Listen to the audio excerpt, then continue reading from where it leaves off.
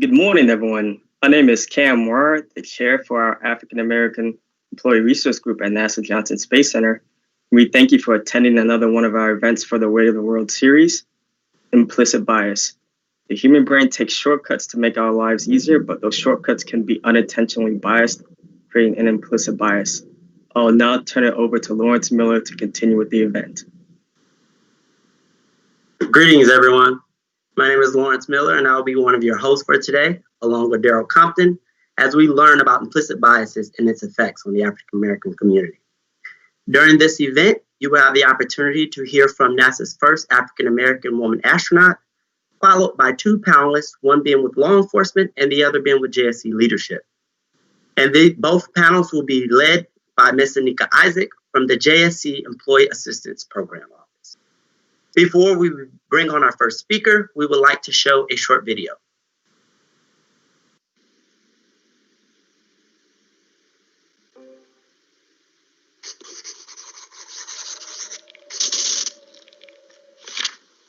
Implicit bias exists when we unconsciously hold attitudes towards others or associate stereotypes with them. For example, we often harbor negative stereotypes about others without consciously realizing that we do so.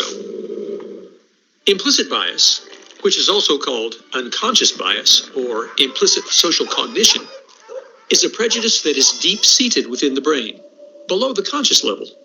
Studies have demonstrated implicit bias against racial groups, genders, LGBTQ, and other marginalized groups. We may even be prejudiced against our own group, although we tend to favor our in-group with positive stereotypes and disfavor out-groups with negative stereotypes. The immediate feeling you get or the immediate thoughts you have about a person, an assumption you feel, just anything you feel really stems somewhere from an experience you've had or your upbringing. It depends on the region you're from, the country you're from, the background you grew up in. That shapes the person's unconscious bias. I think sometimes you don't even realize it, but your own actions, maybe the way you treat others as opposed to treating others that look like you or that act like you or that are your friends. Implicit bias often runs counter to people's conscious, expressed beliefs. Few physicians espouse racially discriminatory views, and yet doctors tend to recommend less pain medication for Black patients than for white patients with the identical injury. In other words, people can be explicitly unbiased, yet implicitly biased, according to psychologist Daniel Kelly and colleagues. One of my closest friends since high school, we've worked on a lot of projects together. We've been in a lot of classes together. Sometimes we'd be working together in a group project, for example, and she would say stuff like, "Oh, you're good at math, you're good at science. Here, you can take this part of the project or something." I don't hold it against her or anything, and she doesn't mean any harm by it, but obviously there's that implicit sort of bias or stereotype that Asians are better at math and science. Implicit bias has been found in a large array of studies using various tests, but much of the evidence for the phenomenon comes from Harvard University's Project Implicit website, home of the Implicit Association Test, or the IAT. Literally millions of people have visited this site and taken various tests that ask them to respond rapidly to questions that require them to associate Blacks or whites, males or females, or young or old, etc., with positive or negative words. Most of the implicit biases that I've run into are probably positive ones, things that come with being a white male and having height and having a good voice and things like that. Professor Nosek and colleagues tested more than 700,000 subjects and found that more than 70% of white subjects more easily associated white faces with positive words and Black faces with negative words, concluding that this was evidence of implicit racial bias.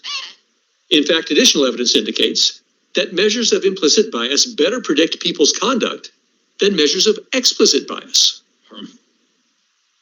I think that if you are anyone, to be blunt, that it's not a white male, you potentially feel that implicit bias. Maybe you're just looking for someone that is like you because you like you, and so you want to be around more people like you. But what's really rooted under that is that you potentially don't think that someone else is as smart or as capable. And that is coming from a place of implicit bias. Now, here's some good news. Various scientists have criticized the IAT.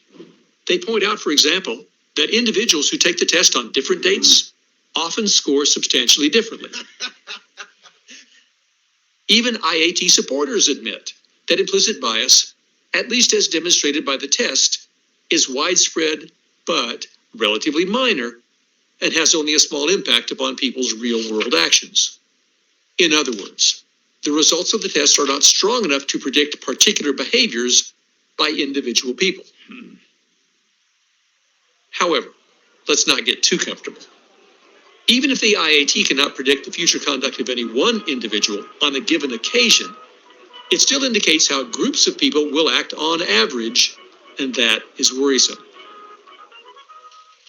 For example, few people openly advocate for discrimination in hiring, but white applicants receive 50% more responses from potential employers than do black applicants with the same resume. Likewise, college professors are substantially more likely to answer student emails if the students' names indicate that they are probably white than if the names sound like they belong to black students. And in one study, online course instructors were 94% more likely to respond to discussion posts by white male students than by other students. There are a lot of opportunities to promote people within the workplace. It doesn't happen because of different biases. People assume, a woman is of a certain age or they're married and you think, oh, she's going to want to have kids, so we're not going to give her this really tough, big project. When I graduated from West Point in 2009, I went to my first organization, the first unit assignment. I was the only Latino officer in a group of about 100 other officers. Yeah, I think there was a lot of hesitation in really following my lead as a leader for the organization. I think it hindered in some way, the ability for us to build cohesive trust within our organization and really have that going into a combat environment. Because implicit bias operates at a mostly unconscious level, it is difficult for individuals to overcome. No existing training regime has proven particularly effective at debiasing implicit bias. But, fortunately, some research shows that stereotypes can be unlearned and that safeguards can be put in place to minimize their impact. For example, women used to make up only a relatively small percentage of the musicians in orchestras. But when orchestras began holding blind auditions, where the applicants played behind a curtain and their genders were unknown to the judges, the percentage of women chosen to play in symphony orchestras doubled. Perhaps we can put a dent in implicit bias after all. These biases are sometimes so deep-rooted within us or within our culture that we don't even realize that they are biases. We could have a mutually, beneficial conversation and really benefit from learning from each other and really understand that we're all not that different. Listen, really absorb the experiences of those around you, especially those who come from backgrounds that are unlike yours. Learn something new about a person, and then that will kind of help shift. Now that we have a level of understanding of what implicit biases are, I would like to bring on our next host. There's so many opportunities.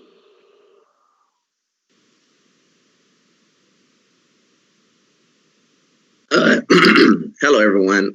As Lauren stated, my name is Daryl Compton. And so sort of what the video touched on, as we all know, unconscious bias are, social stereotypes about certain groups of people and individuals from outside their own conscious awareness. And it's plagued the African-American community for many years in many different areas, be it medical attention a Black woman receives during labor, having women clutch their purse as you walk by for whatever reason because you're deemed threatening, or simply just your perspective not being validated in the conference room at work because of your color. And so this subject is a very tricky subject. It forces individuals to self-reflect, which is not an easy thing for any of us to do.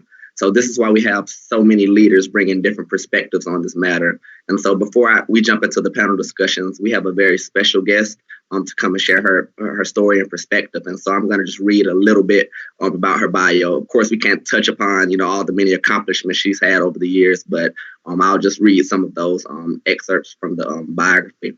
And so, Dr. Mae Jemison is at the forefront of integrating the physical and social sciences with art and culture to solve problems and foster innovation.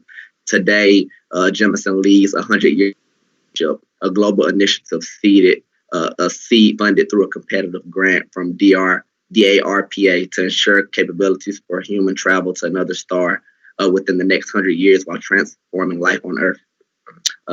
Before that, as many of you know, Dr. Jemison served 6 years as a NASA astronaut, and was the first woman of color in the world to go into space aboard a joint space shuttle with the Japanese Space Agency. And so just to add on to the many accomplishments, she served as an Area Peace Corps, a medical officer for Sierra Leone and Liberia. She's an entrepreneur who's funded so many and been a part of so many initiatives. And even to that, she serves on many boards in Fortune 500 companies. So without further ado, I would like to introduce our special guest to kind of give her perspective, Dr. Mae Jemison. Thank you very much. I want to just let everyone know how thrilling it is to be here today. It's really exciting because this moment in time, we find ourselves in a very interesting place where I believe NASA and Johnson Space Center in particular have a really important role to play. We find ourselves in a place where science, technology is very much in the forefront of everyone's thinking, whether it's what we're going to do with the pandemic, we also looking at climate change, so many issues, as well as social justice and inclusion. What do we do with that right now? And so again, I think that this is really an important time for this conversation to be had. Now, the video that you just saw talked about bias. It talked about implicit bias. But I want to just say there's explicit bias where people know consciously what they're doing, and then implicit bias where people don't actually understand, or it's not in their conscious thought. Many people think that implicit bias is less harmful, but I actually think it's more harmful because people just are behaving the way they behave, and it is done without thought, and that behavior makes a difference in how we're treated. And we know that bias can be positive or negative. So if people think that, here's this guy and he certainly is going to know what to do, and we have a woman on the team or a Black person on the team or someone else on the team that does not have that same socio-cultural standing, then their ideas may be left out.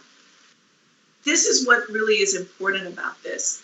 And there's another piece that I want to bring to this, and that is a whole idea about whether African American women and all women are treated the same or not. So when I was at NASA, people always said, oh, Dr. J, it's really great. You're the first African American woman to go into space. You're the first one in the astronaut office. But the question is that treatment, is what I see going to be the same? What do I do with it? People always ask me, are you treated differently? And all I would answer is that NASA is a microcosm of the greater United States. And so I've met some of the most incredible people out of the astronaut program. And then there are some people who were not that wonderful. But this is all part of this sociocultural mix that we have to figure out. Just going back to the issue of women of color, because I think this is really important. There's a term called intersectionality. Intersectionality is really the whole idea that the intersection of race and gender pose very unique problems. It's very clear that subtle forms of rudeness, social exclusion, ambiguous intent really impacts and happens to women of color in much greater numbers than it does to white women, men of color, or white men.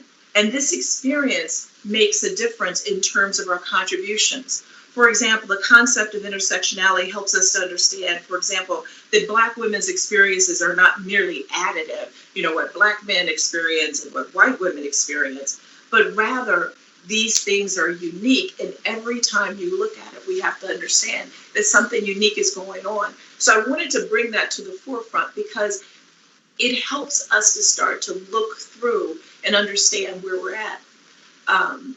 Some of these things are uncomfortable, but Zora Neale Hurston said, truth is a letter from courage, right? So I want to have the courage to talk about why this makes such a difference. Let's get real.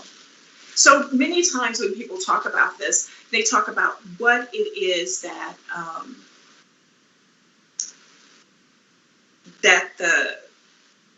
the person that these biases are perpetrated against, or the biases are perpetrated for.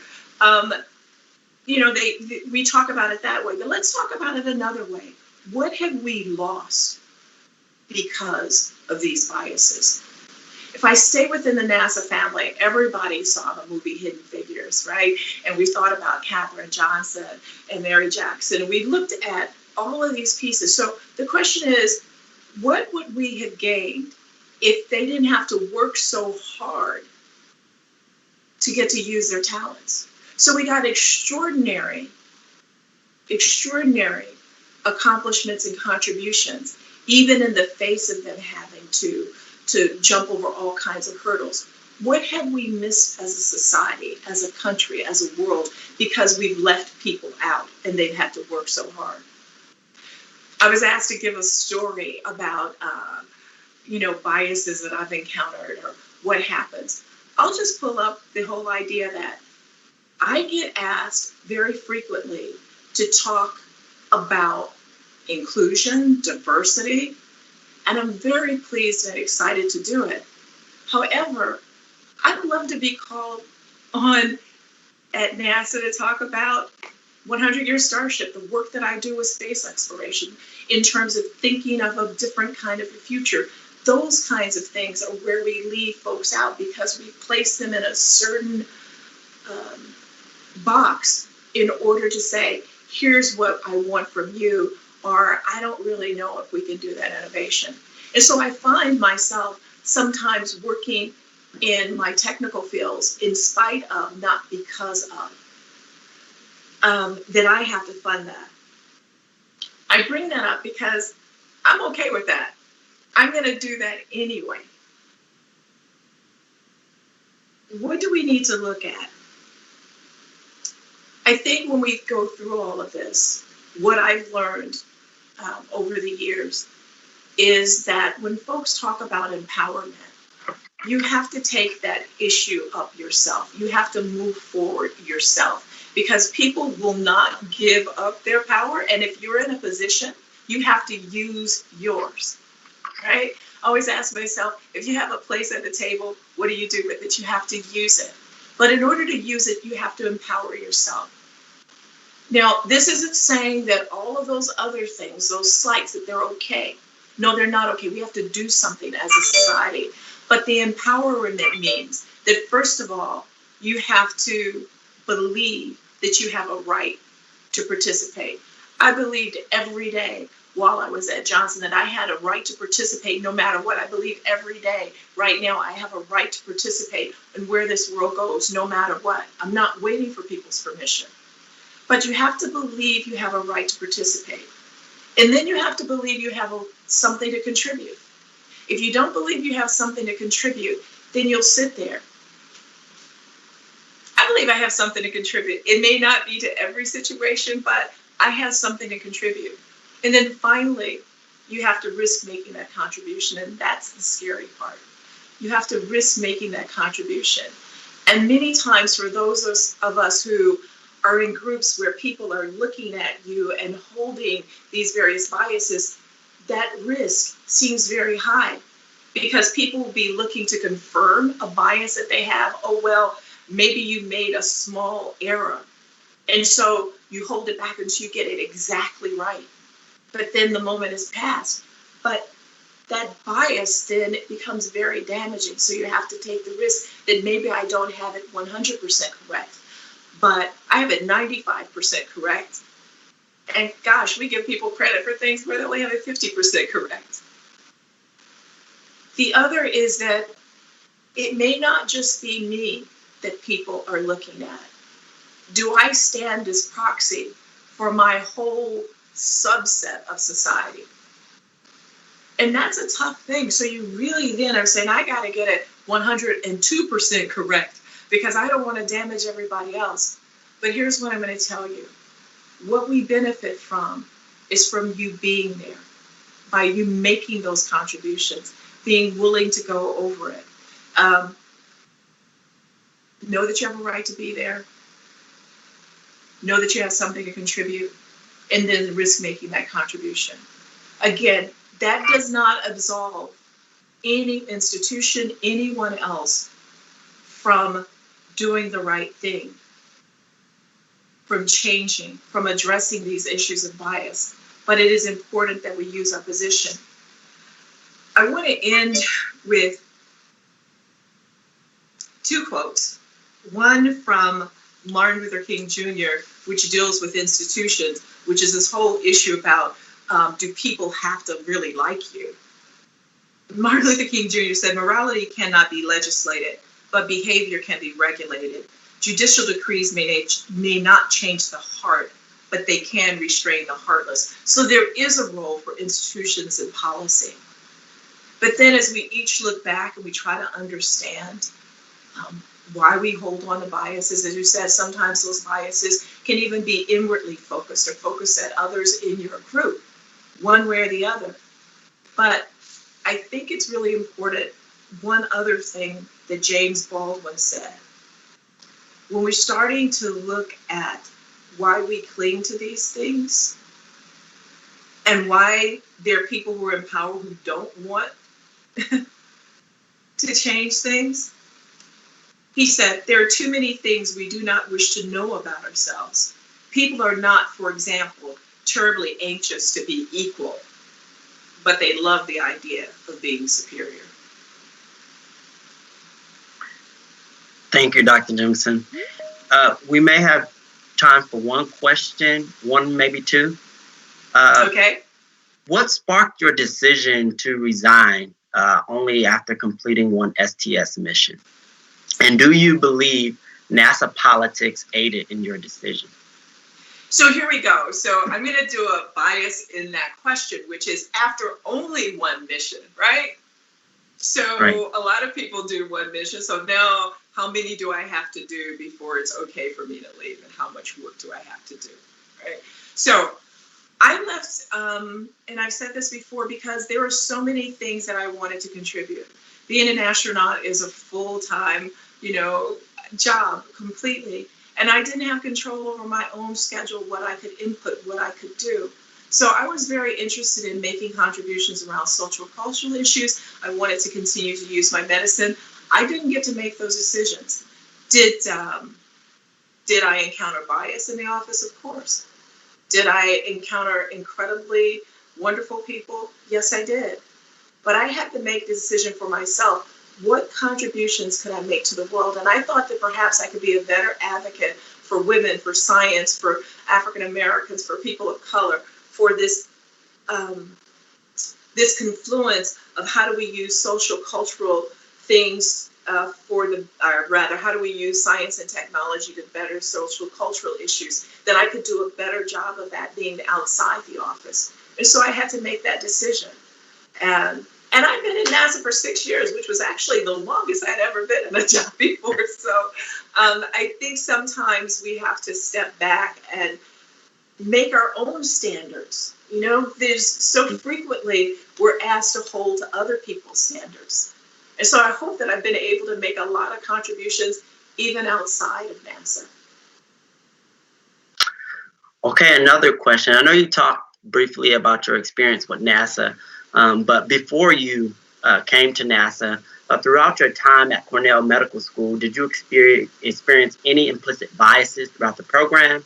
And if so, how did you address or deal with them to graduate and eventually become a NASA astronaut? So you can answer that, and everybody on this call can answer that without me even having saying anything. So I'm not going to address that part of it, did I experience things, because we know what happened, right? But the issue about how you address stuff, I was fortunate enough to have chosen my parents well. And I've had some really wonderful people and mentors along the way who allowed me to develop a full sense of myself.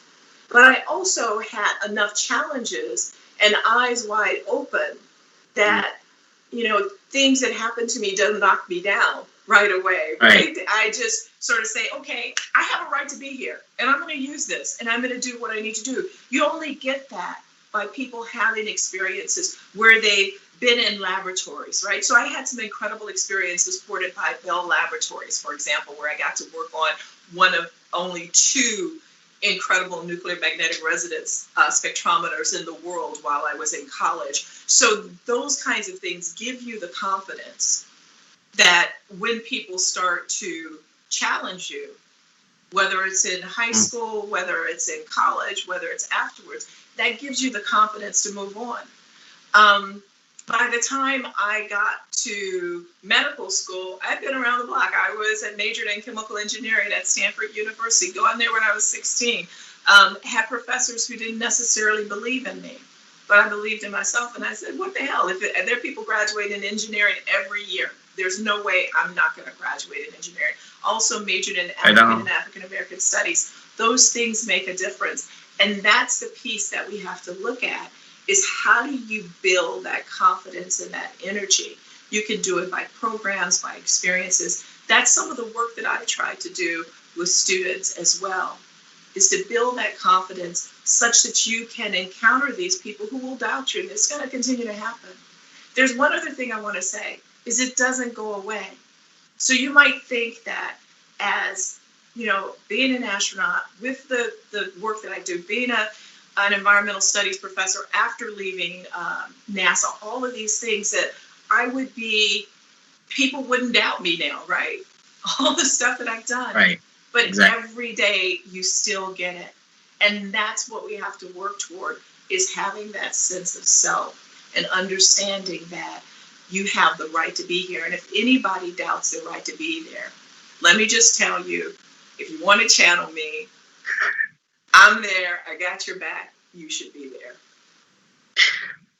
I agree. So another question, I think we can ease in one more question. And you talk about your work experience, just to hint on some of your personal life experiences outside of work. Can you please share and explain your experience with the Nassau Bay Police Department as you were accused of, just kind of touch on that one, because I want to end on an up note. So Nassau Bay, I lived in Nassau Bay, which is right outside the gates of Johnson Space Center. And one time on a Saturday morning, I was stopped by an officer, arrested for making a turn that everybody else makes. He said I was arrested because I had an outstanding speeding ticket, which I had actually tried to pay, and there's something nonsense that happened with it. I don't know the nidus and what happened. Do I think I might have been treated differently? I may have, but whatever it was a wrong treatment, period, for anyone. And I think that's what that's what the issue is. But I don't want to end on that note. I don't want to end on that note, because that does not describe me. Just as I said that one of the things that's difficult is not to be considered for all the things that we can contribute. And that's the danger. The problem with the biases and people acting on them and pretending that they don't exist is because we as a society lose out, all of us. Let's use this talent. Let's use this energy. And remember, going back just to Martin Luther King, he said, these policies make a difference because you can regulate behavior and you can restrain bad actions. Well, thank you, Dr. Jemison. And on behalf of NASA and the AAERG leadership, we want to thank you for all your contributions to human spaceflight, and thank you for sharing your life experiences with us today. You're very welcome.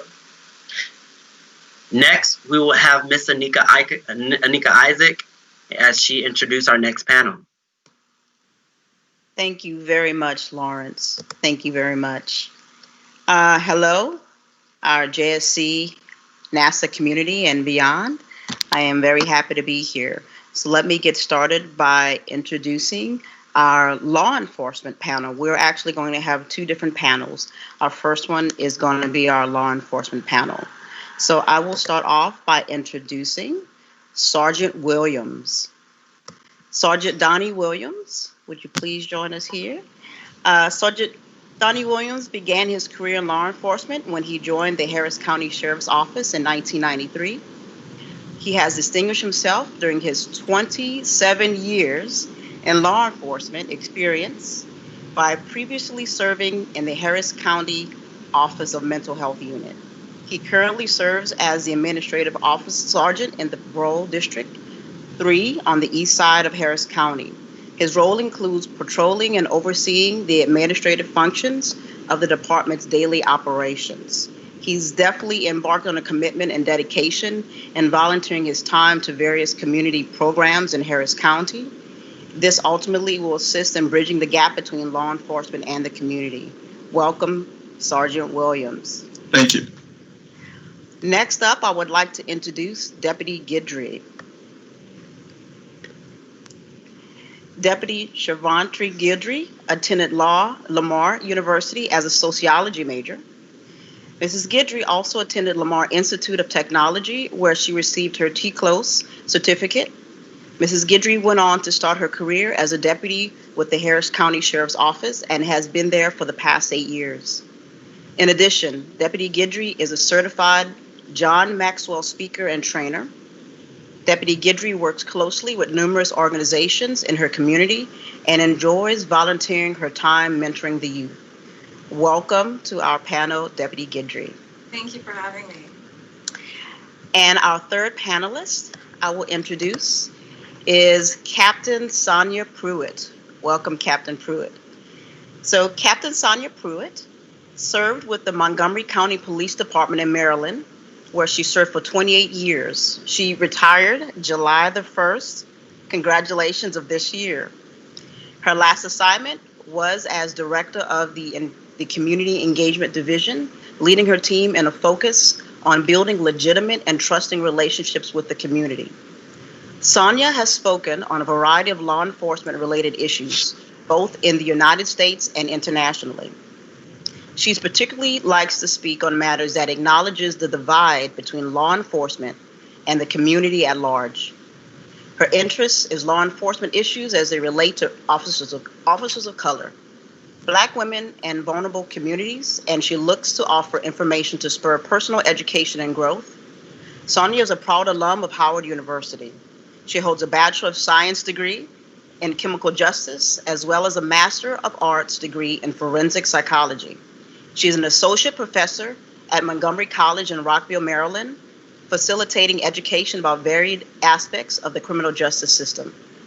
Sonia sits on the board of directors of the National Law Enforcement Officers Museum, is a member of the 2020 Bipartisan Justice Center, which advocates for criminal justice reform, and is a speaker with Law Enforcement Action Partnership, which also advocates for criminal justice and drug policy reform. Captain Pruitt is currently the national president of the National Organization of Black Police Officers. Wow. What a wonderful and learned panel. Thank you all so much for being here and joining us today. We are very fortunate, yet you all have given your time and your energy to us. So without further ado, we will get started with our questions. So these questions were chosen by our AAERG leadership. So our first question, a commonplace example of implicit bias is seen in studies that show that other races, more specifically white people, will frequently associate criminality with Black people without even realizing they're doing it. As a law enforcement official, do you identify this to be true? If so, what are ways you feel that this misconception can change, especially in the police force? And I'll open this question up to any one of our panelists here today. Ladies first. I'm interested to hear what Deputy Guidry has to say. That's definitely willing to start. I was willing to yield the floor to Captain Pruitt and Sergeant Williams. So ultimately, I would like to say, yes, it does exist, as we all know that it exists, not only in law enforcement, but in every field, in every profession, because these professions and these fields are built up of human beings. And as we already learned and are aware, yes, implicit bias exists. And so, of course, it exists within these fields. And ultimately, what I can say is that I have experienced them as anyone else. I'm no greater than everyone else. But in reference to changing the misconceptions and solving those misconceptions, what I could say is that most times we bring and we fill our reality with the sum of our past experiences. And because we're doing that, a lot of times we're not fully present to the reality that we are in. And ultimately, what I can say is what I've learned over time is that you have to solve the issues that you have within yourself first before you can look towards solving an industry. So ultimately, what I can say, if you can follow me quickly, if you think about all the people in your life that you don't like, think about all the people in your life that you don't care for, think about them right now, kind of gather them up in your mind, and now go through the reasons why you don't like them. Go through the reasons why you don't care for them, why you actively choose to exit a room when they enter, why you actively choose not to have them on your team or in your group. When you go through those reasons within your own mind as to why you choose not to do business or interact with those individuals that you don't like in your own circles, evaluate whether or not race has anything to do with those groups of individuals that you have within your own mind that you don't care for or care to be around. And then evaluate what biases or what reasoning you don't like them. Evaluate that for a quick, brief second. And then ask yourself the question, do I care about the reason why I don't like them? And do I care about the reason of why they do what they do that irritates me so much? Am I interested in truly understanding the reasoning behind their action? And if you don't care to understand the reason behind the actions of the group of individuals that is in your mind that you actively choose to avoid on a daily basis, then ultimately you are just as much as a part of the problem as anyone else. Thank you very much, Deputy Guidry. What a clearly powerful and significantly detailed and articulate answer, right? This place where it makes us look at ourselves, because that's what we can control. And the humanness between citizens, law enforcement, just the human connection we all have. I'd like to want to make sure that if anyone else wanted to add a comment or a thought to that question before we move on, I want to leave floor space to do so. I would say thank you, Deputy Guidry. You know, as you were talking, I was writing down notes because I'd like to steal some people's ideas so I can use them later. But I'm here to share. So I think in law enforcement, I mean, the three of us who are on this panel as law enforcement know what we're dealing with on the inside. Dr. Jemison made some, as a matter of fact, everything she said was my life in law enforcement. Okay, and wow. So I have this thing about implicit bias and whether the training actually works for police officers. I contend that many times officers know who they don't like, especially when the person that they don't like is of a different race. I don't know how we fix that problem, but what I do know is that we could probably intercede by looking at the people that we hire, asking the right questions, and you know, the people that we already have that are officers, and now we're in this tumultuous time.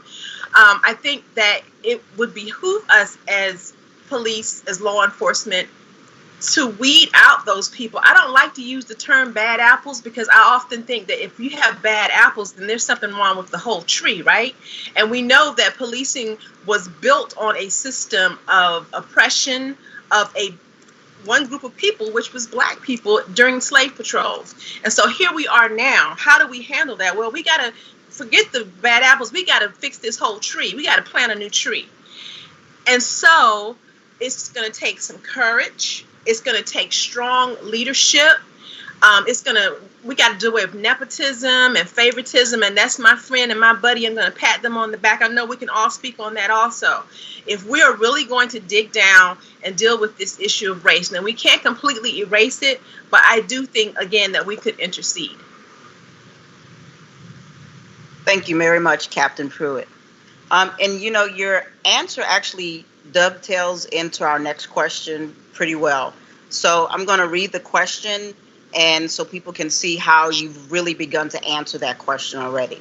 So the next question states, multiple studies have also found that those with higher implicit bias levels against Black people are more likely to categorize non-weapons as weapons, such as a phone for a gun or a comb for a knife. And in computer simulations, are more likely to shoot an unarmed person. Has there been any tests, plans to research and implement testing that helps identify potential police officers who may have those type of dangerous biases?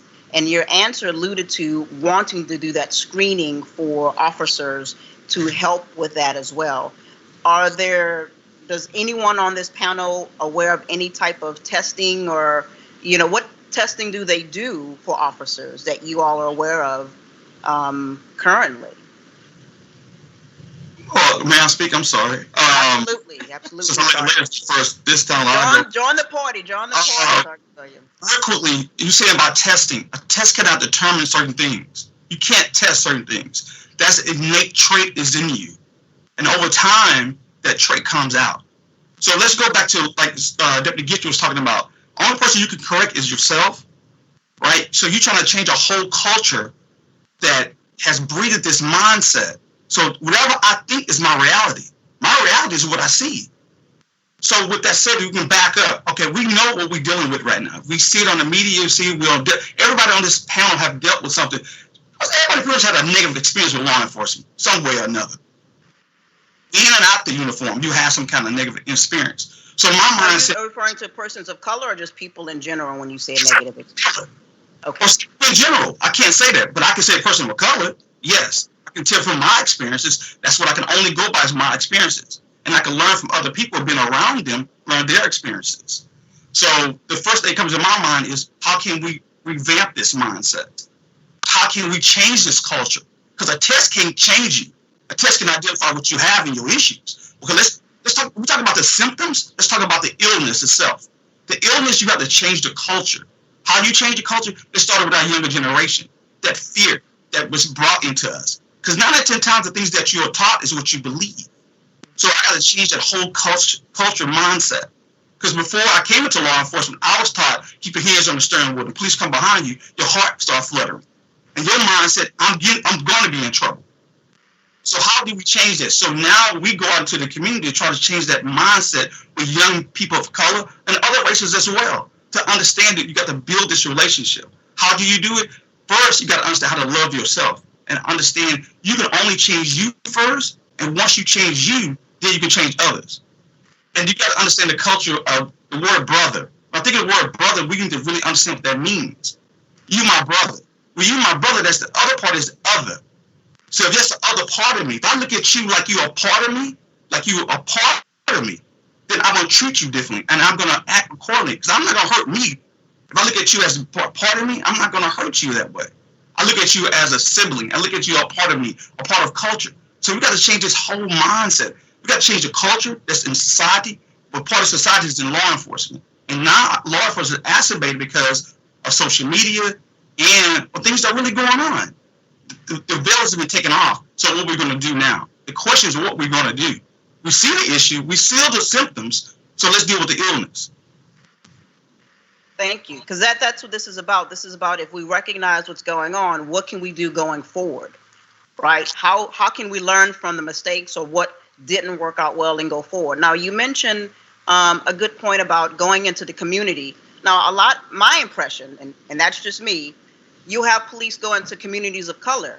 What about officers of color going into predominantly white communities so they themselves, because this is where the police are coming from, right? The communities all around. Does that work both ways, right? Yes. Okay. Yes, because the way a stereotype had to come from somewhere. Correct. Stereotypes just don't osmosis just pop up. So let me identify the stereotype, because once I take this uniform off, what do you see? And once I put this uniform on, what do you see? Correct. So with that, you got to change the mindset. I got to break down of years and years of things that's been inbred in you that possibly lies. So you got to accept that, hey, maybe I was lied to. Maybe I do want to open up and see if there's something different. Because you don't want people to have sympathy. You want more to have empathy. I feel you. I understand what you're going through. So I feel the pain of you. When I saw that man knee on another man's neck, I felt that. People felt that. So now you got an outcry because people feel it. If I feel it, I can be a part of it.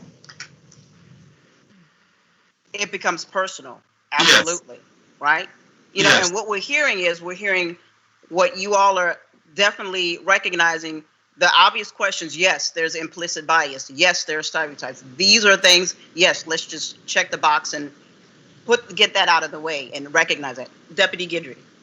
So in reference to the question that was asked, in reference to whether or not we feel like officers basically display implicit bias in dealing with Black individuals and pulling out combs or knives or cell phones and things of that nature, I'm not going to say that implicit bias doesn't exist in that situation, because it's a very intricate group of things that play a role in those situations, because you got to remember your minds are moving 90 miles an hour in those situations. But ultimately, what I can say from my own experience and the experience of my coworkers is that it's a higher level of fear on both sides of the fence. It's a higher level of fear than implicit bias in that particular situation when it comes to whether or not an individual that you're pulling over is pulling out a cell phone or a firearm. It's a higher level of fear and not so much implicit bias in that situation in particular. And when you speak about whether or not there's research and testing, so whether or not implicit bias exists in researching and testing, I don't know if you're familiar with Stanley Milgram, the social psychologist who did science experiments in the 1960s in reference to authority and obedience. It exists. The information is there in reference to it existing. The question really needs to be, how do we dissolve it? And quite frankly, I think it ultimately, the answer of dissolving it comes within your department, within your groups, within yourself, and simply acknowledging your fears, acknowledging your implicit bias, and working towards understanding ways to combat that and exemplifying it, really working towards exemplifying that. So if I could jump in on that Yes. part.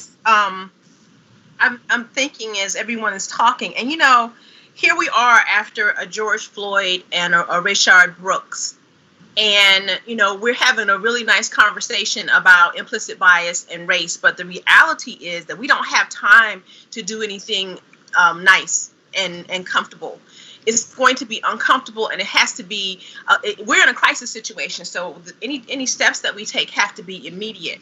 And what I feel is missing is an acknowledgement of how we got here. And people don't like to talk about race. We like to fashion it around, for instance, I hear this a lot. Everyone has implicit bias. Okay, well, that's great. But everybody's implicit bias is not causing the death of a certain group of people. And when you ask the question about cell phones being pulled out and officers being in fear, I would like to see the video of white people who are dying at the hands of police officers in the same way that black people are. Because if a white person pulls out a cell phone and is not being shot and killed, why is the black person? And that's very anecdotal. I don't think there's a whole lot of research on that, but I'm just looking around. I'm like, everybody has a cell phone. Where is this video of other people dying at the hands of police like black people are? And if I'm not seeing that, then that indicates to me that there is an issue and that we do need to immediately deal with that, which is what police reform conversations are all about. Thank you very much, Captain Guidry. Captain Pruitt. That's okay. You're seeing in the future. That's all right. I'll take it. So there you go. We're putting that in the universe. Okay. So the next question hits really good on what you two are talking about. So what biases do and have you faced as an African-American police officer within the police department? Since we're talking about biases, what have you noticed at any point in your career that you've witnessed or been exposed to as a police officer?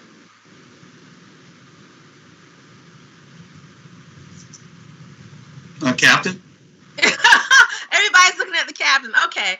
So we go for rank, That's right. Captain, sergeant, then deputy. We're gonna just so as I mentioned earlier, Dr. Jimson, she could have written the screenplay for my life in the police department. She hit on all of the key elements and all of the key points. So I'm not going to go back over all of those.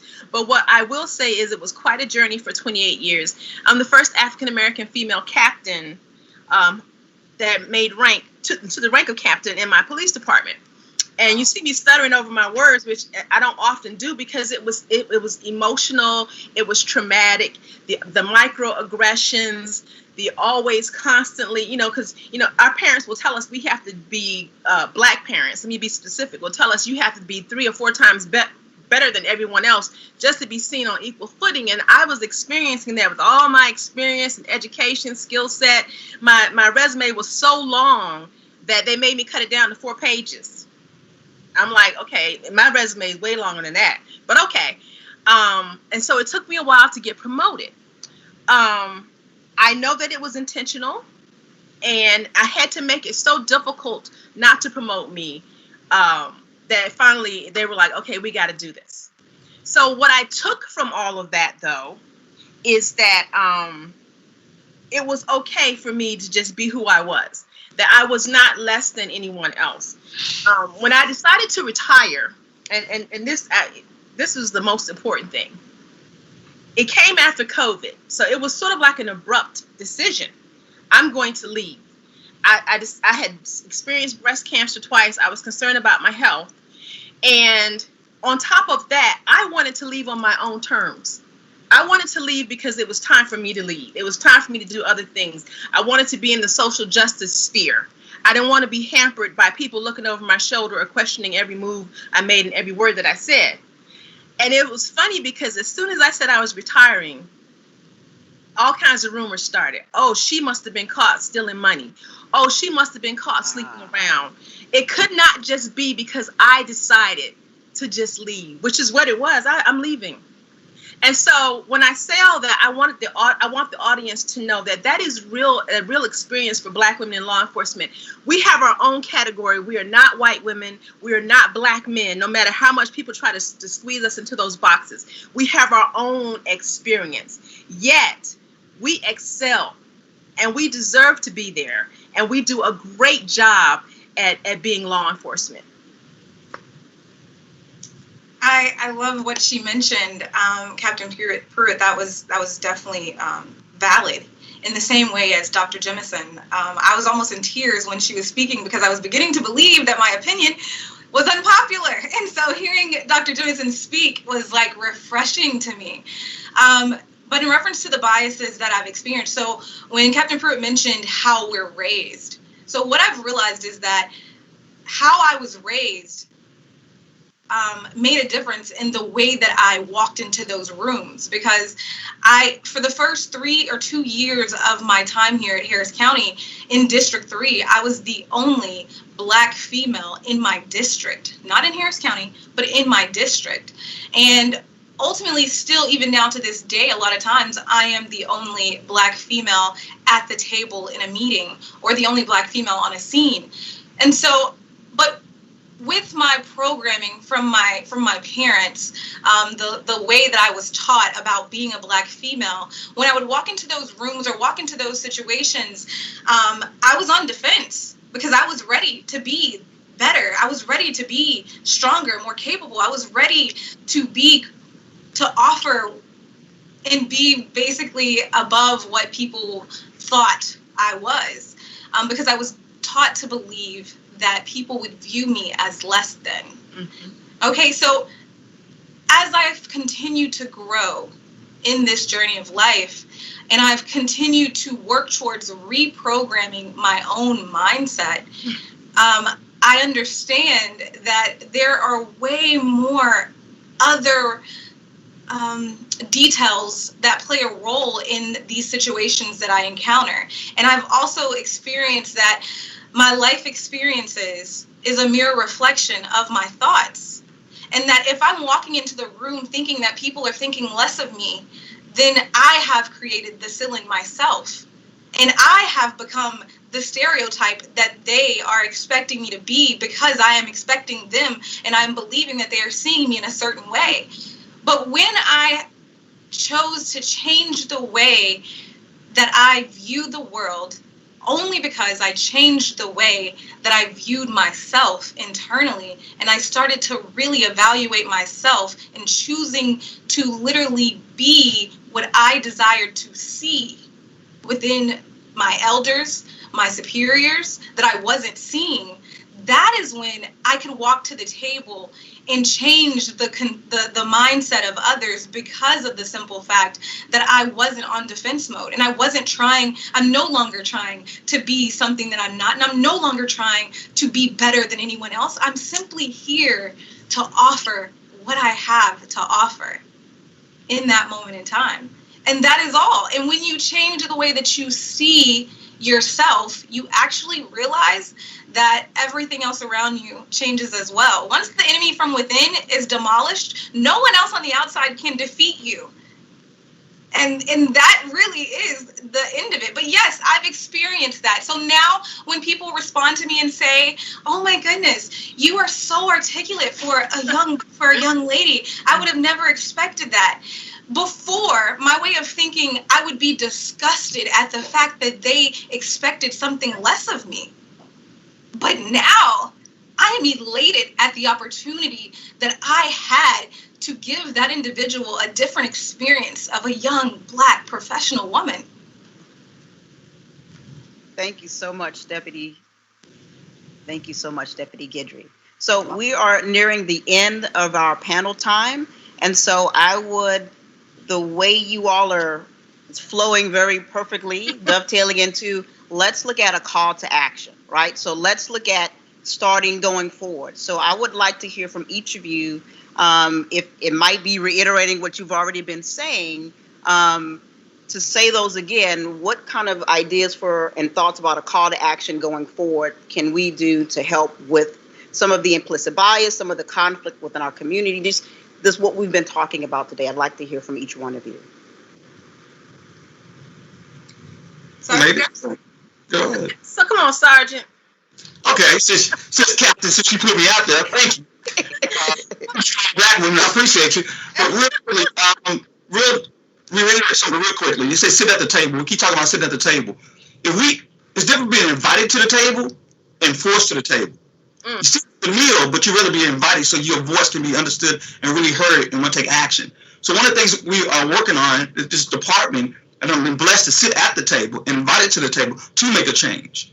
One, internally, here, okay? Because I want to teach the next generation that's coming in that they don't have to have what I call battle fatigue.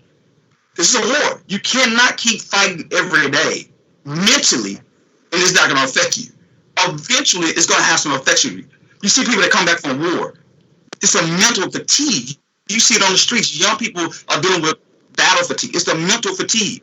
What that said is, so that's what I need, people from youth, from NASA, different cultures to come in to help us come out here in the community, to change that mindset, to understand these children, let them know that, listen, there are biases. Yes. How can we overcome it? And if we can't overcome, how are you going to deal with it and understand who you truly are, who God ordained you to be.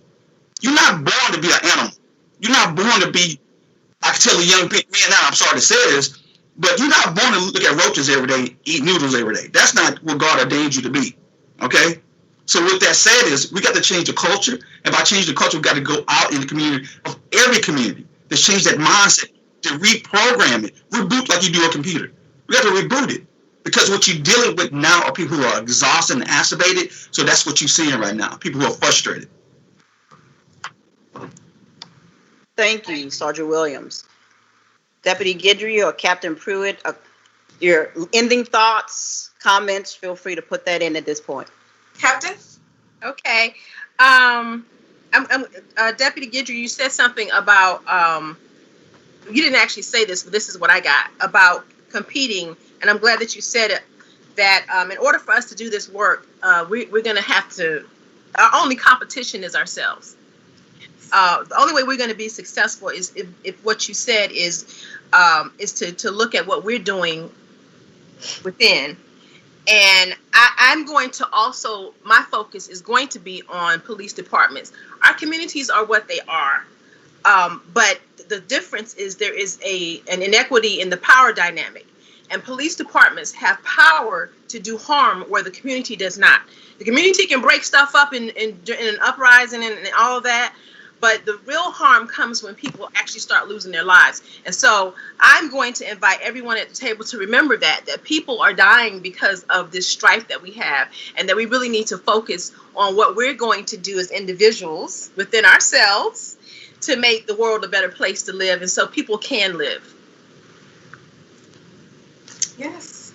Thank you. What I can say is that as individuals, we can acknowledge and identify our own flaws, work on repairing our own flaws, and simply the way that you eat an elephant, one bite at a time. So ultimately, because I mean, we're having a conversation about the elephant in the room. However, we here in the room and audience are the ones who see the elephant. The other people in the room don't see an elephant. And the way my mom once said that before, it's kind of difficult to get people to see and talk about an elephant that only you can see. Mm-hmm. Words wise from my mother. But ultimately, what I can say is that you just work towards being the best that you can be, setting a good example and helping in the situations and the experiences that present themselves in that moment. That is how you can make a difference. And although it doesn't look as grandiose as creating a large organization and a movement, it creates a ripple effect that you are responsible for. And that can very well be enough. Thank you so much. Was there any other announcements or anything else anybody wanted to make before we begin to shift this panel presentation today? The National Black Police Association is having a virtual summit starting Sunday. Go to www.blackpolice.org to register. Registration is free. Thank you. If any of you amazing individuals want to volunteer to assist me and Sergeant Williams in the community, we would greatly appreciate it, because your attendance and your view and people seeing you, these young adults seeing you in your positions, is powerful. And they need to see other avenues of success other than the basic law enforcement teacher. And so your profession is amazing, and it needs to be shown and on a platform. Thank you. Thank you. I'd like to read a few takeaways and then we'll shift. So we got, start with yourself. You are the change you wish to see and be in the world. Mm-hmm. With your own perspective, with your own feeling, with your own reaction, with your own, if you're judging others, look at that part of you that's judging. We have the exhaustion of always being on and having to be 3 times better, the reality of that, and recognize that for self-care too, but recognize that. But the honesty and the reality of the bias and the racism and the roots of that. So there's clearly much more that can be taken away, but those are three big ones. And thank you for sharing your honest perspective. You're active law enforcement officers, and that's a tricky world to be in. Very difficult world to be in the South. All these factors that play along with that as well. We have a captain, a sergeant, we have a deputy. We're grateful for your time and energy, for your compassion, for your calls of action going forward. Thank you all so much. Please take care of yourselves. We need you and what you do. And so they have also put the torch back to us to say, we are a part of the problem and solution too. This is a community effort. Yeah. It's not just for police to fix on their own. We are a community. And so hear that, because at JSC, we believe in community as well. Yeah. Thank you all so much for your time. All right. Thank you. Thank you. Thank you. So now, without further ado, I will begin to shift to our second panel. I would like to introduce Donna Schaefer, as she pops on here, who's our Center Associate Director, and we have Ted Rowe, who is a Chief Counsel with JSC. We have our senior leadership here. Welcome, Ted, and welcome, Donna. We're so glad to have you here today. Welcome to all of you. Thanks for joining us today, and I'm thrilled to be part of this panel, especially with Ted. And Anika, thank you so much for moderating for us. You're very welcome. Welcome, It's an honor Donna. to be here. Thank you. Welcome, Ted. We're glad to have you all. Because we really are about how do we do this together, having an honest dialogue. We're not solving the world's problems, because they would have to pay us all a whole lot more if they did that. So we're just having an open and honest dialogue. And so we will get started with our first question. And so what I would like to say is, I know the first question again comes from senior leadership, but we've gotten some input from our panel here, Ted and Donna, and who had a good point. So with this first question, I would like to ask about, so as a senior staff person, recognizing implicit bias on the African-American community exists through the center. How do you all feel that it manifests itself? How do you all feel that the implicit bias manifests itself at the center? What have you all noticed, or just what your thoughts on that are? So I'll start, and then Ted can fill in gaps. But, of course, I think what we've learned today here is obviously it exists. It's mind science, right? It's something that we don't think of while we're speaking. And it's also something that what strikes me is that we can do that goes contrary to what we state as our values and beliefs, right? So it happens that deep in our minds to have a preference for or a bias against, right? And so I think it's real. We see it. It's important to note that implicit bias actually is harmful to people. And what can we do about it? One of the things we can do is be aware that it exists and actively try to resist your own implicit biases. So knowing that it's there and having an opportunity to be mindful in that moment. Am I making this decision because of a preference for or a bias against something, and keep it in check? So that's, I think, one of the important things, but mostly that it harms people, and we all need to remember that. Yeah, I'll just chime in just to kind of repeat what Sergeant Williams said. I love this question because it addresses the root cause. Yes. And it's trying to figure out, what is the disease? And therefore, if we know what the disease is, we can work towards curing it, right? Yes. For me, I have to acknowledge I can't answer the specifics of the question because I don't feel myself qualified. I think we need to get learned, experts and qualified people to really work on that question. I will say, based on what I've heard today, is that I can kind of guess on the type of answers that we're going to get. For example, based on Dr. Jameson's insights, I think the answer is going to be very complex. because there are many ways to address the question. It's likely going to be at an individual level based on what our previous panel talked about. Manifestations, it's kind of like something that I became aware of just by listening, is it likely primarily be at the individual. There'll be individual instances of implicit bias that do not rise to the level of unlawful discrimination. We also saw that in the video. And it's likely not going to be coordinated, and it's likely not going to be intentional because by definition, it's unconscious. But just because something is not coordinated, nor intentional, nor even unlawful, doesn't lessen the downstream impacts. That's my realization. In fact, downstream impacts are likely significant and are many, many years in the making. I totally agree with Dr. Jameson in her assertion that implicit bias is even more disturbing than overt unlawful discrimination because it's beneath the surface. It's like a silent enemy. And in the vast majority of cases, it's even worse than that because it's a lawful enemy. And it forces individual self-reflection, which, again, as the previous panel talked about, is a very difficult barrier because I believe we all have this very innate, powerful feeling that we have to be accepted for who we are. That's our identity.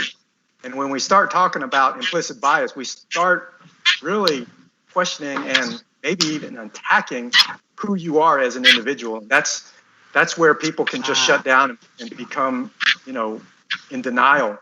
And if you're in denial, then you're not self-aware enough to even, explore education and try to change, and you'll never get there. So it is a very difficult problem, and it's going to take all of us to answer that question.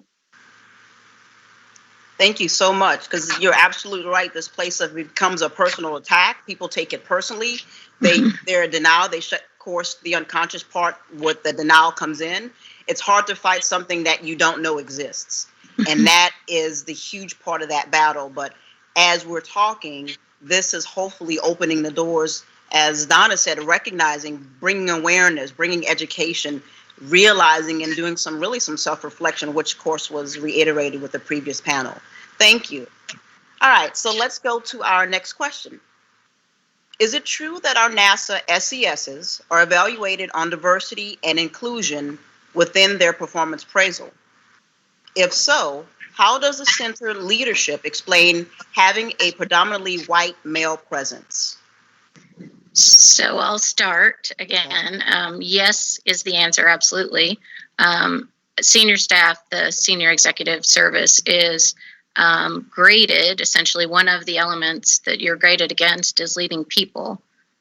So within leading people, that's 25% of your overall performance score is how you lead people. Within leading people, there is an element of diversity and inclusion, and that element is 15% of that 25% score. So yes, it's there. I heard even earlier today, there are senior leaders at the agency having a discussion of, is 15% a good enough number there? Do we need to raise that number to pay better attention and be more mindful of what we're doing as an agency? And so there are anonymous surveys done. I will tell you that Mark and Vanessa read those for their senior leaders. We have conversations about them. We have discussions about parts of performance that need to be addressed. And so there are also anonymous ways employees can give input, and that is taken seriously as well. So we set up as many avenues as possible, but yes, very clearly senior executives across the government, but here at JSC, there is an element in your performance that is strictly about this. And I'll say that for us, I think at JSC, we have to think about our journey, right? We can't just start with today and what's going on in the world today, because we have been struggling with trying to figure out what can we do more for years here at JSC, right? And so we have to be mindful of what we've done in the past so that we can focus our energies on doing things better in the future, to where we can deal with the root cause, the barrier analysis, figure it out, and what can we do better, and I think something that's really cool about JSC is one of our jobs, if you think about it at a super high level, is to inspire the world. This gives us an opportunity to inspire the world on a different front, to take the social injustice that's happening and be models for our country about how to do it better. And I think that what we've seen from Mark and Vanessa, even start with the administrator, right?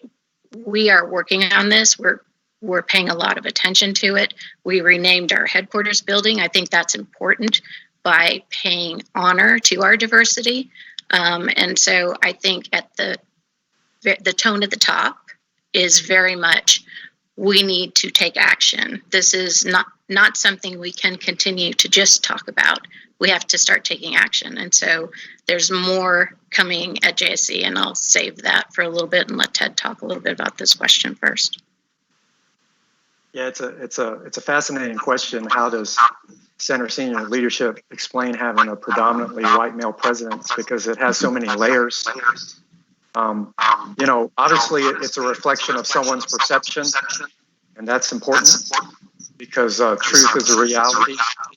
Reality are subjective and partially based on perception. So the question also contains multiple interpretations of what constitutes center senior leadership.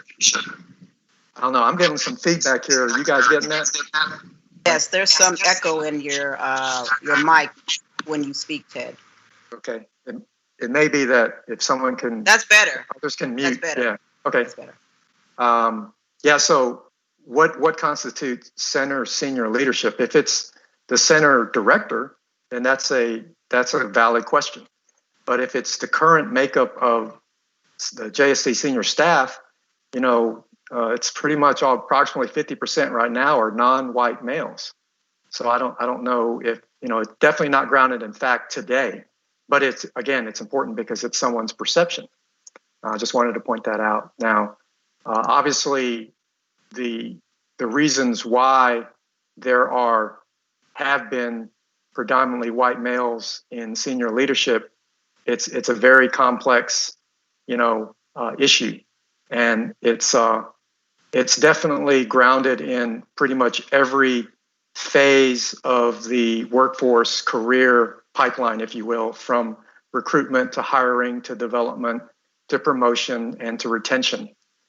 There are a lot of opportunities for us to do our own self-reflection as an organization and look at those areas for issues. And, once we identify issues, we could come up with some meaningful, sustainable solutions. So again, it's a complex problem. I don't think I'm qualified to specifically answer that question. I would love to be on a Tiger team to work on that solution because I think it's something that we do very well at Johnson Space Center. It's sort of a root cause analysis and then implementing a response plan. That's something that's totally within what we do and within our comfort zone. And we could utilize our experience and expertise in that manner. Thank you. Thank you, Ted and Donna. Okay, so we will go to our next question. Based on what we have seen, there have been few African Americans in senior leadership roles over the years. Moreover, there have been fewer African American males in that role.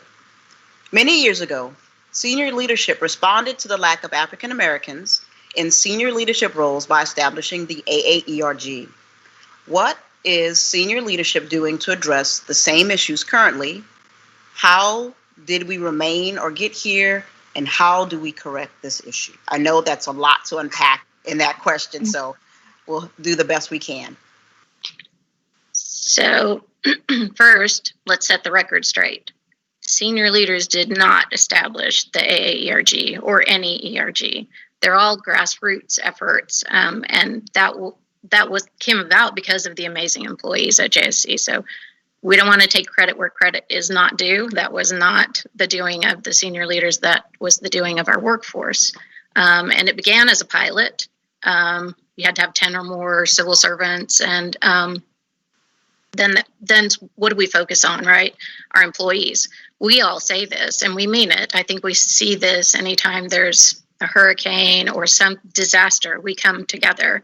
We've seen it with disasters at work where we come together, right? So we are good at bringing our team together, bringing our resources together. And what the ERGs do is bring resources together to help alter all of our perspectives and allow employees to come to work as their authentic self.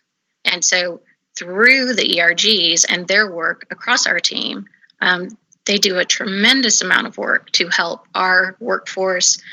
They have executive sponsors, and so there are senior leaders assigned to each ERG, and we rotate those. But it's important to have the knowledge as part of an ERG that you are supported from the very top of the center leadership team, right? So we want to play a role in everything we can do to support our employees because they are our greatest asset. What are we doing now? Okay, so one big thing that we're doing now is NASA is centered around core values. Our core values are safety, integrity, teamwork, excellence. At the agency now, this week, we are working on rolling out a 5th core value called inclusion. And that's a big deal. And so it's being worked. That is a big deal. There are words behind it, but it puts on all of us this idea that we have to work this together. We have to do more together. We have absolutely the right team to do that. The I&I Council at JSC, we're looking to put together a strategic plan that includes everything from recruitment to retirement for employees. Are we focusing on the right things? Accountability is a big deal for us right now. Are we holding ourselves accountable? We have an inclusive leaders champions group that they're meeting and having discussion groups. We've prepared a supervisor's guide to support them in having these courageous conversations. We're looking into training for our entire team, and that'll probably grow. So right now our focus is JSC, our entire team. But I suspect once everybody hears who we're working on coming to speak with us, it might turn into an agency event. But, there's so much more that we can do, all of us.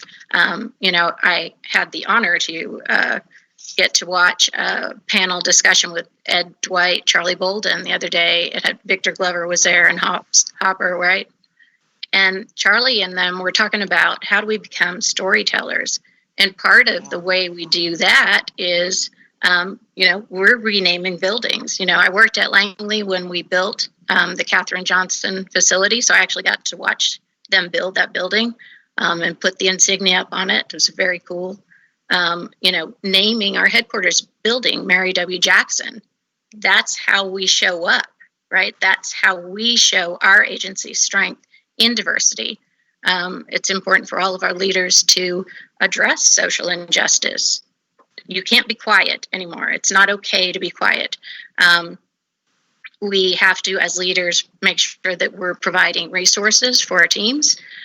We've got to keep the conversations going, and we've got to take action. And we also have to hold supervisors accountable. So speaking up is important. And, as we've heard and learned today, the first place we as allies have to start is with ourselves. And I will tell you, as the first female chief counsel, Ted as the first Asian chief counsel at the Johnson Space Center, we too understand our roles and responsibilities in making visual statements for people so that they can see. When you call a roofer, you shouldn't always expect a man to be the one that's coming to fix your roof, right? And to change that visualization that people have of what we do. And so I think working on all of those things will help all of us and help all of our team. But there's a lot going on in the agency, a lot going on at JSC right now. Ted, what I leave out? Probably a lot. Pass. You said it all. Thanks, Donna. Donna, let me ask you, with a lot of those I guess, new initiatives, or are they a lot of these new programs? Or are they kind of reinvesting into previously kind of defunct programs, or are they all, most of these are all new? Or So the idea of a fifth core value for our agency is brand new, and it'll get rolled out. You guys will hear lots more about it. It's really cool, really awesome that we're doing that. The I&I Council and the ILC had almost, I would call them emergency meetings. They weren't on the schedule. We wanted to get together. What can we do, and how can we look at what work we're doing, and do we need to shift it to something else to pay better attention to what's happening in the world right now and use the energy behind what's happening. You know, when you talk about, and of course, all of you, you all are a good balance here, because you're covering a good gamut. Because I think what people really do like what you say about action, accountability, that's what people are looking for. We're excited about the programs, but then what happens with that, right? Because something that doesn't do anything is not encouraging. But when you combine the two of innovation, of getting people to have an advocate, to have a voice, to have an ally, and then in action, that's where really change comes about. And that's what people get hopeful and optimistic about. And that's what we're hoping for. And this is very encouraging. So thank you for sharing that. But both of your perspectives on these questions are very helpful, for sure, because you're covering a good gamut here. All right, so we are winding down to the end of our questions, and we're at the last question. And I like how they phrase this last question. Well, kind of the second to last, because the last one is kind of more action. It's about you all. What experiences have shaped your own personal narrative or worldview? How do these experiences influence your interaction with others?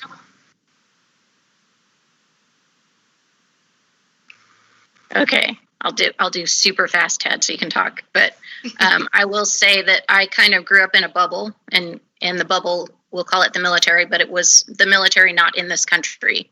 So a double bubble, right? So I'm not in America, and I live just with military people. So they're either NCOs or they're officers. That's how I classified people.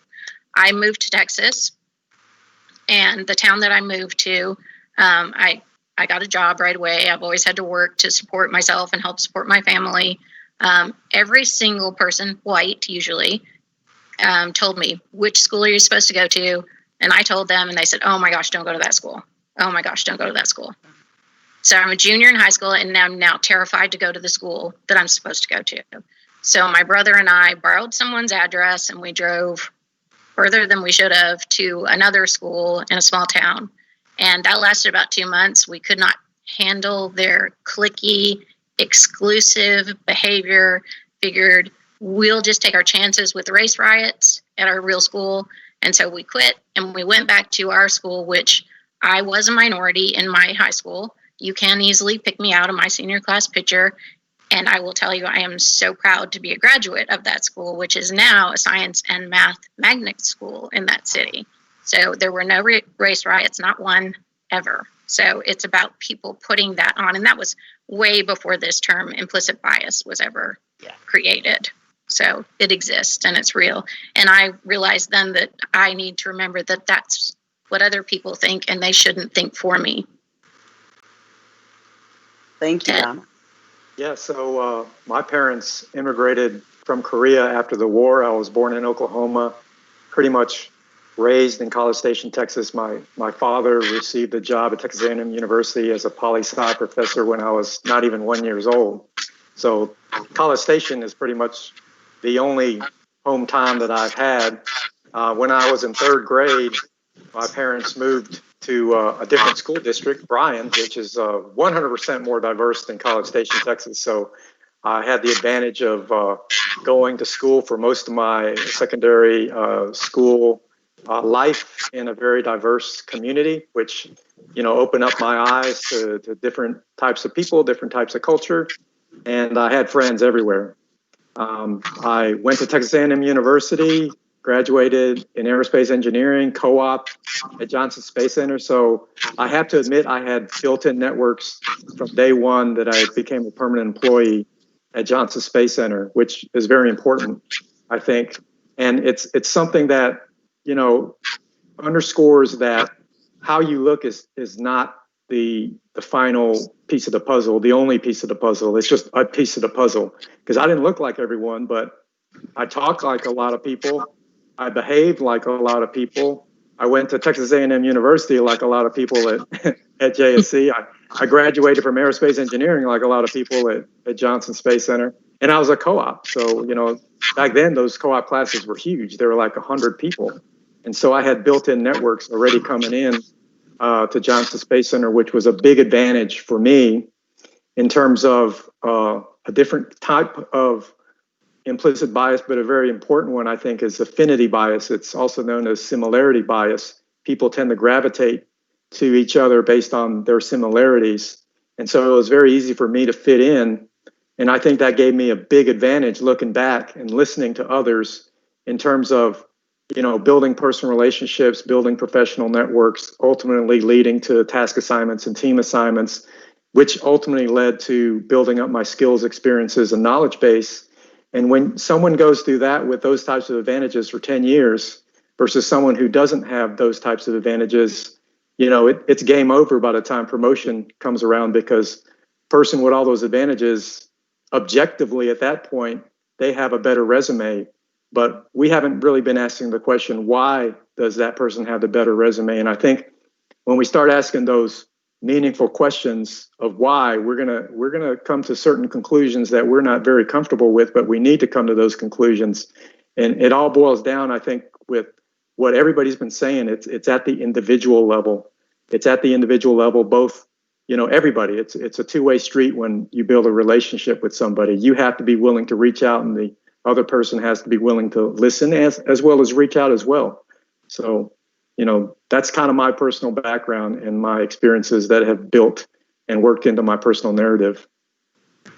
Thank you both so much. One last piece, and you've been adding that in as we've gone. So a call to action. So I know Donna's talked about some action steps going forward. I would like to leave this ending part of this panel here. Any last thoughts or comments for going forward? Any thoughts or about going forward from this point?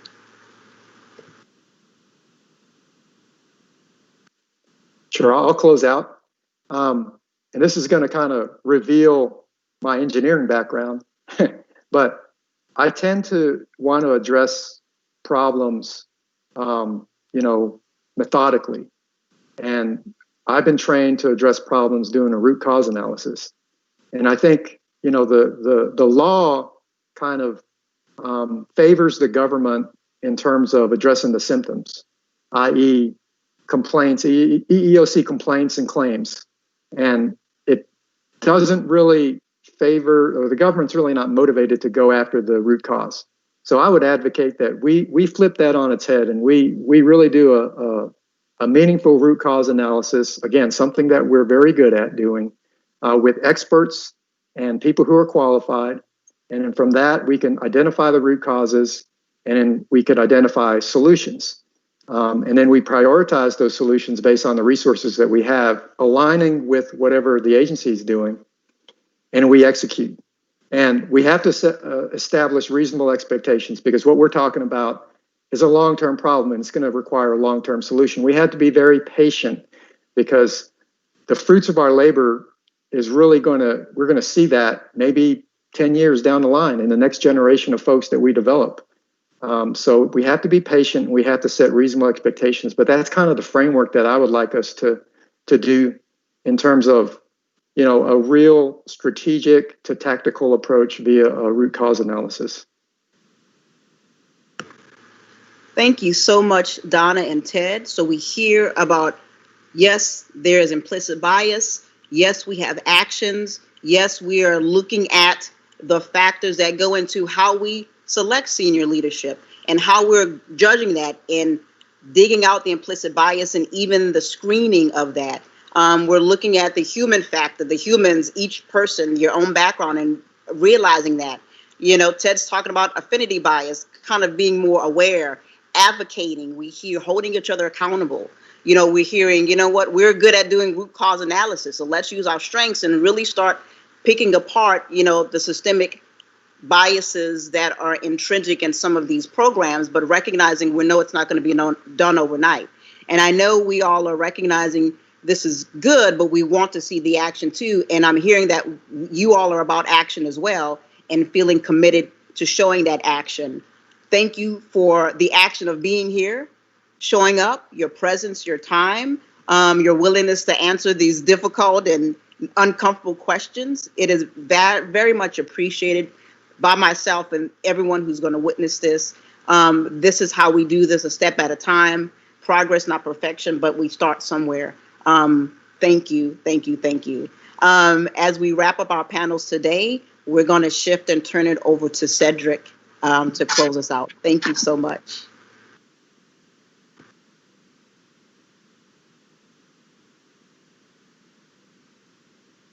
Thank you, Anika. We wear the mask that grins and lies. It hides our cheeks and shades our eyes. This debt we pay to human guile. With torn and bleeding hearts, we smile. Why should the world be overwise in counting all our tears and sighs? Nay, let them only see us while we wear the mask. Those are the words of African-American poet and son of enslaved Africans, Paul Laurence Dunbar, written in 1896. Dunbar's use of the mask is most often thought to be a metaphor representing how oppressed Black Americans then and now are forced to hide their pain and frustration behind a facade of happiness and contentment. But the poem is mysteriously multi-layered, expressing deeper levels of complexity. Dunbar never really identifies the we in the poem. So on another level, the mask may represent the universal fact that we all at times wear masks. Yet on an even deeper level, the mask may represent the fact that we all have implicit or hidden biases. These hidden biases are not purposely created. They are products of our brain's self-generated definition of what is normal or acceptable. And they are shaped by many things: past experiences, upbringing, local environment and social community, impressions from the media, and corporate or workplace culture. In fact, our hidden biases may exist in spite of our sincere desires to be bias-free and in contradiction of the attitudes we believe we have. They lurk like hidden figures behind a mask of invisibility. Imagine this for a moment. A father and his son are in a car accident. The father dies at the scene, and the son, badly injured, is rushed to the hospital. In the operating room, the surgeon looks at the boy and says, "I can't operate on this boy. He's my son." How can this be? The riddle resides in the fact that our brains have taught us to equate surgeon with male, and is only unraveled upon further reflection when it dawns upon us that the surgeon was indeed the boy's mother. You see, hidden bias blinds us to or masks the fact that women can be surgeons, men can be nurses, whites can play basketball, our LGBTQ community can serve honorably in the military, or that an African American can be president. Thankfully, as our distinguished panelists made clear, everyone who has breath has biases, but they need not become fatal. There are some things we can do to mitigate the hardwiring of our brains. First, we can accept the fact that we have implicit or hidden biases. Secondly, educate others in a respectful way that they have them too. Third, we can examine our business practices and see how our hidden biases may affect the workplace. In this way, rather than organizing around our pain, we can organize around a purpose. And that purpose, that goal, should be to be free of systemic racism, free of gender inequality, free from workplace harassment, free of our implicit biases. Indeed, free from the mask. In honor of the late Congressman John Lewis, I'll close with these words. Freedom, he wrote, is not a state, it is an act. It is not some enchanted garden perched high on a distant plateau, where we can finally sit down and rest. Freedom is the continuous action we all must take, and each generation must do its part to create an even more fair, more just society. Thanks again to Dr. Mae Jemison, Captain Pruitt, Sergeant Williams, Deputy Guidry, Associate Director Donna Schaefer, and Chief Counsel Ted Rowe. Thanks to our moderator, Anika Isaac, and thank you all for participating.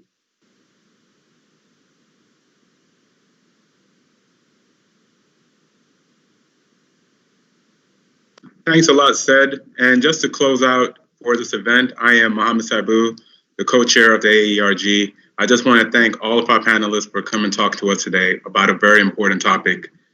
And I want to say a few things. We want, as from NASA's end, we do want to send out a token of appreciation to all of you all, the panelist members, and we will do this after the event. And we also want to encourage everyone else to support all of our future events because we still have a couple more Weight of the World sessions that we'll send out soon. And lastly, I just want to say one simple quote.